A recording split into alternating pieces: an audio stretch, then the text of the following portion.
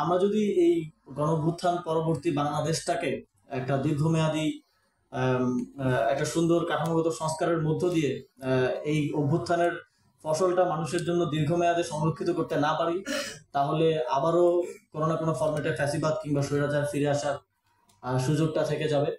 সুতরাং এই লড়াইটা শেষ না, লড়াইটা শুরু হয়েছে এবং এই লড়াইটা আমাদেরকে লড়ে যেতে হবে এদেশের জনগণের জন্য, এদেশের মানুষের জন্য। এবং এই গণঅভ্যুত্থানে যে সহস্রাধিক আমার ভাইয়েরা শহীদ হয়েছেন, যারা এখনো আহত অবস্থায় আছেন, যাদের অঙ্গহানি হয়েছে, যারা চোখ হারিয়েছেন, তাদের এই ত্যাগকে একটা তাদের এই ত্যাগের মূল্যায়নটা, সঠিক মূল্যায়নটা তখনই হবে যখন এই ত্যাগের ফসলটা আসলে দেশের মানুষ, আপামর জনগণ পাবে।